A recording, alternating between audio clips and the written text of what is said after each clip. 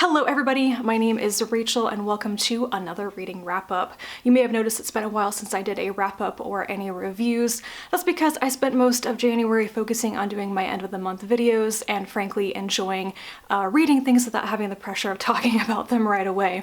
But it is time to start working on that backlog now. Today I'm not going to talk about everything I've read so far in January, maybe around half of it, because I don't want this to be a horrendously long video. I'm going to start with the two books that I'm actually going to do separate reviews on, so I will just mention them briefly here. The first one is Uncharted Territory by Connie Willis. This is like a Western-inspired science fiction novella. It was very interesting, though not the most satisfying story I've read by Willis. And then there is Threshold, which is the first volume of the collected stories of Roger Zelazny. And I enjoyed this one quite a bit as a collection, though I didn't love that many of the individual stories. So hopefully, if those videos I filmed yesterday don't come out terribly, you will see videos on these two pretty soon. And then next I'm just going to go over the comics I read because I just kind of binged comics at the beginning of the year, catching up on some of the series that I follow regularly and things like that. So actually the last thing I read in 2018 was The Wicked and the Divine Volume 7, Mothering Invention. This is by Kieron, Gillen, and Jamie McKelvie. As usual, the art by McKelvie just continues to be fantastic. I love his artwork and I love the colors and everything used in this. So obviously this is volume 7 and I think it's going to end after the next 2 volumes in 2019. So I don't want to talk too many spoilers here, but this series is about a group of gods who are reborn every 90 years. They become very famous as like pop stars and then they die within 2 years. And this is the latest reincarnation of the gods. And it takes place around 2014, 2015. It was contemporary at the time that the series began.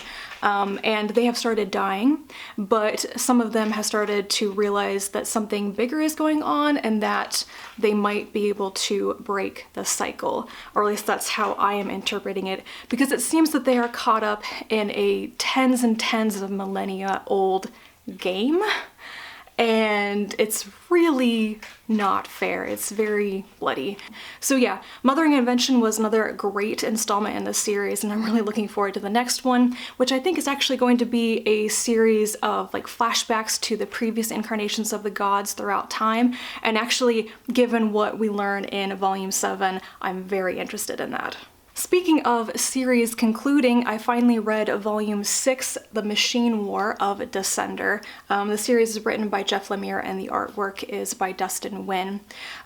This one, I continued to enjoy the artwork. The watercolors are just amazing. It's so nice.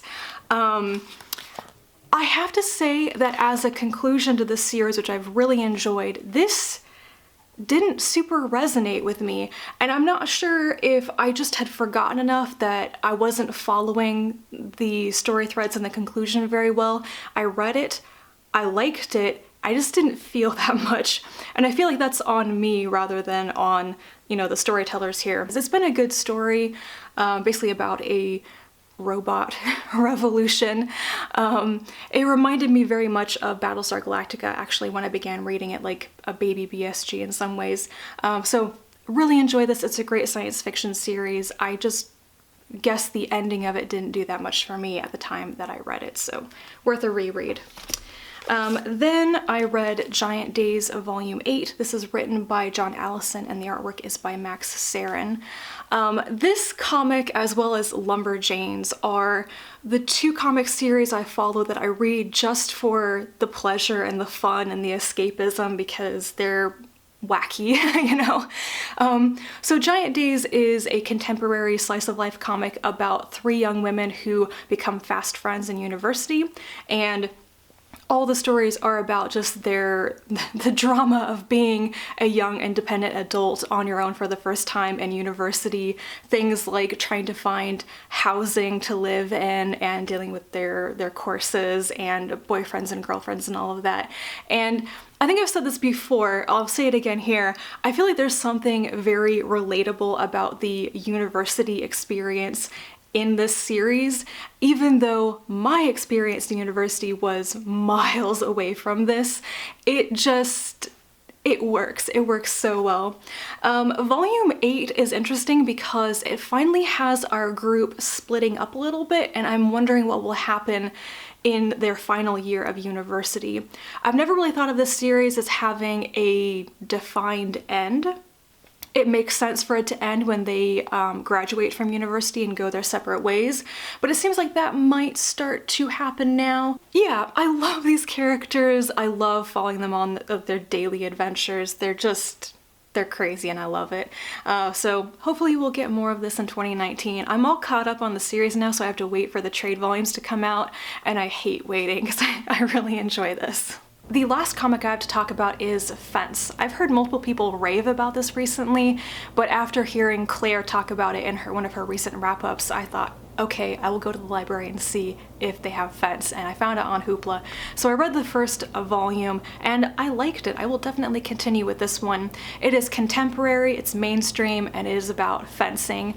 A teenage boy who is very into fencing enters his first competition. He is paired against a very well-known, very highly skilled fencer who proceeds to trounce him.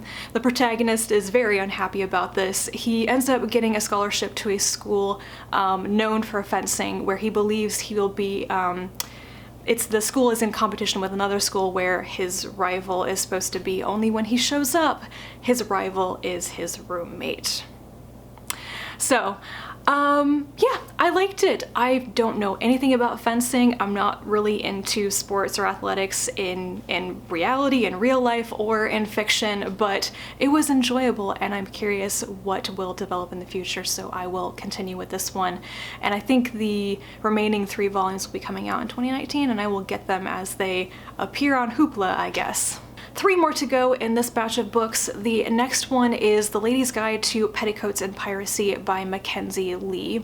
This is a sequel to last year's The Gentleman's Guide to Vice and Virtue. That one was about Monty, and this one, The Lady's Guide, is about his younger sister Felicity, who aspires to be a doctor and is trying to become a medical student in this story. Only thing is, this takes place in like the 1700s, the 18th century, and this is pretty much impossible for a woman. So this overall, I have lukewarm feelings about this book.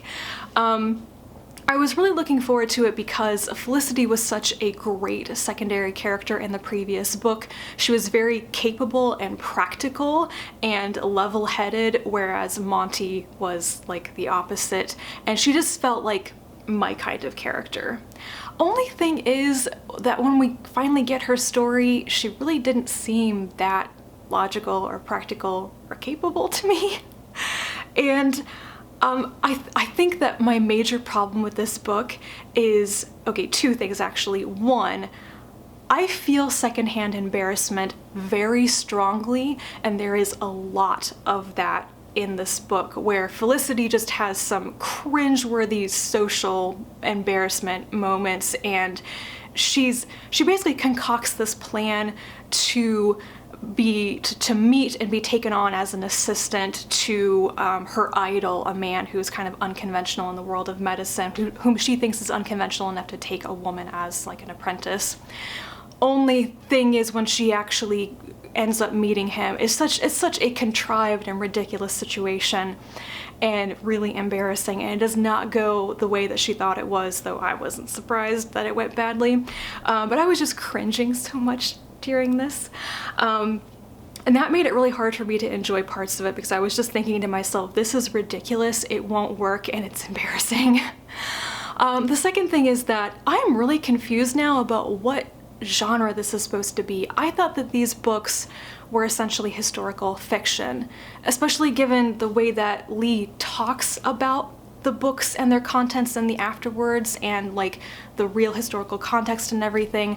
I really approached these as young adult historical fiction, and then there's been this mild supernatural, fantastical, possibly alternate history thing in each of the books, and it's not doing anything for me, you know? I'm just a little bit confused. So Yeah, this was overall fine. I just didn't really enjoy it as much as I thought I was going to. Next up is probably my favorite read of the month so far, and that is Wundersmith, The Calling of Morrigan Crow by Jessica Townsend. This is a sequel to last year's Nevermore, The Trials of Morrigan Crow, and I think this was an even better book than the first one.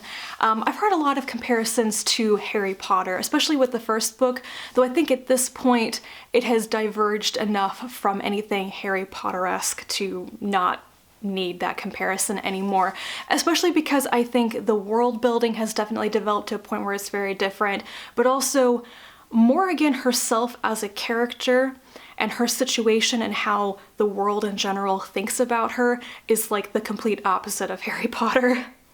So the story here is that Morrigan Crow was a cursed child and destined to die on her 11th or 12th birthday, and everything that goes wrong is blamed on her.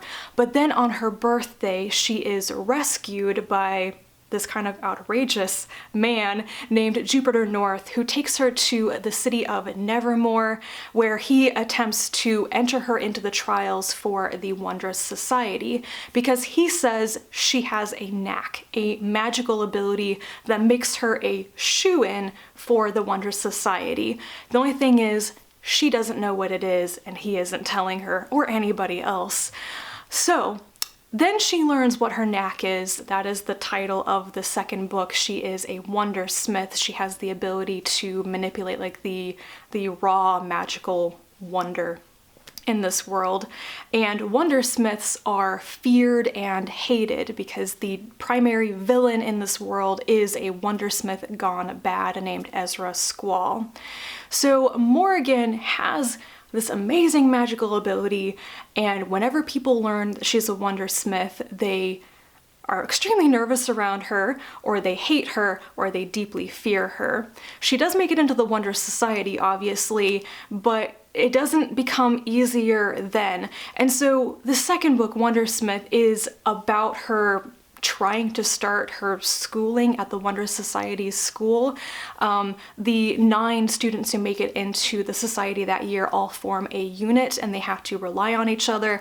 And they're told that if any of them reveals what Morrigan's knack is, because they have to keep it a secret, that they will all be expelled from the society. Everybody resents her or fears her, and even the teachers and the head of the school aren't being helpful either.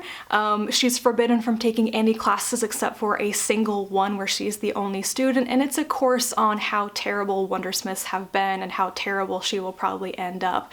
And as you can imagine, for a young girl, this is really crushing, and then the blackmail starts. There's so much stuff going on in here. I loved it. I thought it was such a well-told, well-written, and like well-balanced story. I am definitely invested in this series now. I really like the character of Morrigan Crow. I like her friend Hawthorne, and I'm becoming very attached to a lot of the secondary characters as they reappear and everything.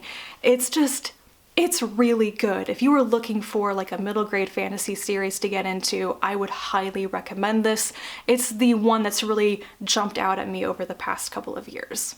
And lastly, I have a poetry collection to talk about, and that is So Far So Good by Ursula K. Le Guin. This is her final collection, which is poems from 2014 through 2018. Thank you to whoever it was that mentioned this was coming out to me. I don't remember who you are. I missed backing the Kickstarter for it by a couple of hours. I was very sad about that, but you can see I went out and I bought my own copy when it was available. I don't know how to talk about poetry. I don't know how to review it, but I have been on this little quest over the past couple of years to try various poets to see if there is a style of poetry or a poet that I connect with, if there is poetry I do like. I have read a little bit of Le Guin's poetry because she incorporates it into much of her fiction. There are a lot of poems and lyrics in Always Coming Home, in the Earthsea Cycle, Left Hand of Darkness, which takes its title from a poem of hers. So I thought, why not start with Nguyen of trying to find something that I like, and I really enjoyed this. I will definitely have to get more of her older poetry collections. She uses a lot of natural imagery. I feel like all of her poems were very down to earth and grounded and also wise and insightful. A lot of these poems feel like they are about old age as well, looking back on a life, looking forward to what's next. It felt so solid to me. I don't know. I also felt like a lot of these were really poems. It's very hard to say what is a line of poetry. I think sometimes you just know it when you read it, like what is the difference between a line of poetry and a sentence of prose. But this really felt like poetry to me, even though it's not highly structured, even though it's not rhyming or whatever. It was really good. So I enjoyed this so much, I decided to also try out Mary Oliver. I've been reading her collection called Felicity. I'm about halfway through this because she is another female poet who people talk about her using a lot of natural imagery and stuff in her poems, and I thought, why not? I'm also really enjoying this. So I will keep you up to date on my poetry excursions. I seem to be in the mood for it right now. But yeah, that is pretty much it for me today. I'm going to go off and read more books. It is a very snowy and extremely cold day and I don't want to go anywhere, though I will be going to a chamber concert this afternoon, so yeah, it's gonna be a good weekend. I hope that you've had a good weekend as well. Let me know if you've read any of these, if you have any thoughts on them, and I will talk to you again soon, and until then, bye.